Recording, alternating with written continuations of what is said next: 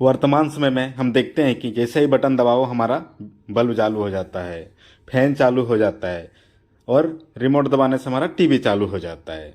और इसी तरीके से बहुत सारे मशीनें भी हमारे चलते हैं।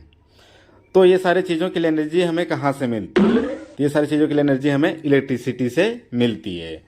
तो क्या आपको पता है जो आपके घर में इलेक्ट्रिसिटी आ रही है वो कहाँ से आ रही है, और ये हमारे देश में किन किन तरीक़ों से जनरेट की जाती है या बनाई जाती है, और इसके लिए कच्चा माल के रूप में किन किन पदार्थों का प्रयोग किया जाता है, साथ ही साथ इसके कारखाने हमारे देश में कहाँ कहाँ पर हैं, और इंडिया में मुख्य तौर पर किन किन तरीक़ों से बिजली उत्पन्न किया जाता है, जिसमें से है हमारा geothermal, hydro electric, wind mill, nuclear power और सोलर पावर। इन तरीक़ों से हमारे यहाँ बिजली उत्पन्न की जाती है। तो सबसे पहले हम लोग चलते हैं जियोथर्मल इलेक्ट्रिसिटी, यानी जिसको हम लोग भूतापीय ऊर्जा कह सकते हैं। इसके लिए कच्चा माल के तौर पर कोयले का प्रयोग किया जाता है, जिसको एक कन्वेयर बेल्ट के जरिए उसका बॉयलर जहाँ हीटिंग पॉइंट होता है वहाँ तक पहुँचाया जाता है, और इस कोयले को जलाकर वहाँ जो बॉयलर लगे होते हैं उससे पानी हो रहा होता है, और पानी को उसे स्टीम पोजीशन तक गर्म किया जाता है, और वही रॉ स्टीम यानी भाप एक पाइप के जरिए एक जो टरबाइन तक जाता है, और टरबाइन घूमने लगता है। टरबाइन से एक जनरेटर जुड़ा होता है। जनरेटर घूमने के कारण उससे इलेक्ट्रिसिटी बनने लगती है, और उसी से हमको बिजली मिलता है। ये हमारे देश में लगभग 65% इसी तरीके से बिजली उत्पन्न की जाती है, जिससे हमें पावर सप्लाई यानी इलेक्ट्रिसिटी हमें मिलती है।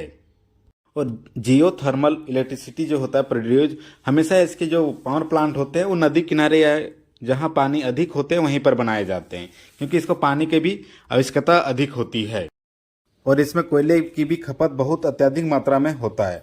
अब हम लोग चलते हैं हाइड्रो इलेक्ट्रिसिटी पावर, जिसमें एक बहुउद्देशीय परियोजना के अंतर्गत एक डैम बनाया जाता है, और डैम में ऊंचे पोटेंशियल एनर्जी कारण पानी को ऊपर से गिराया जाता है, और पानी एक टरबाइन में गिरती है, और टरबाइन इससे घूमने लगता है। टरबाइन से एक जनरेटर भी जुड़ा रहता है, उस मैकेनिज्म के कारण वो जनरेटर भी घूमने लगती है, और वहीं से हमारा बिजली उत्पन्न होती है।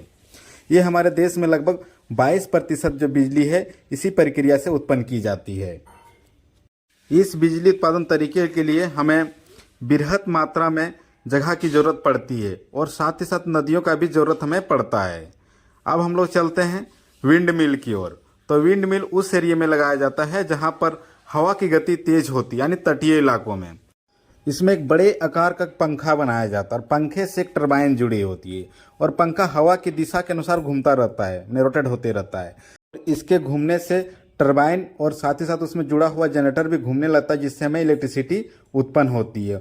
और इस तरह की इलेक्ट्रिसिटी खास तौर पर देखा गया है जहाँ पर एग्रीकल्चर क्षेत्र है, वहाँ पर प्रोड्यूस किया जाता है, और उससे हम विभिन्न तरह का मोटर पाइप इत्यादि चलाए जाते हैं। ये हमारे देश में लगभग बहुत ही कम मात्रा में उत्पन्न की जाती है। अब हम लोग चलते हैं न्यूक्लियर पावर प्लांट, जो हमारा भी फ्यूचर का जनरेशन है। इसमें क्या होता है कि बिजली उत्पादन का तरीका भूतापीय ऊर्जा संयंत्र की तरह ही है, लेकिन इसमें वहाँ पर जहाँ कच्चे माल के तौर पर कोयला का प्रयोग किया जाता था, यहाँ पर यूरेनियम, जिर्कोनियम, प्लूटोनियम और थोरियम का प्रयोग किया जाता है। इंडिया में लगभग बिजली उत्पादन में भागीदारी इसका 3% है। हमारे देश में कुछ क्षेत्रों में इसका प्लांट लगाए गए। फ्यूचर में इसी संयंत्र का विकास किया जाएगा। अब हम लोग चलते हैं सोलर पावर प्लांट की ओर। ये अभी खास तौर पर देखा जा रहा है कि एग्रीकल्चर के लिए इसका प्रयोग बहुत अत्यधिक मात्रा में किया जाता है। इसमें क्या होता है, सूर्य से जो एनर्जी मिलता है उसको इलेक्ट्रिसिटी में कन्वर्ट करके विभिन्न तरह का मोटर पाइप इत्यादि एग्रीकल्चर के लिए चलाया जाता है। आजकल देखा जा रहा है कि घरों के छत में भी इस तरह का प्लांट लगाए जा रहे हैं, जिससे क्या होता है बिजली को एक बैटरी में स्टोर करके उसे लाइट के तौर पर या पंखे के यूज के लिए इसका प्रयोग किया जा रहा है।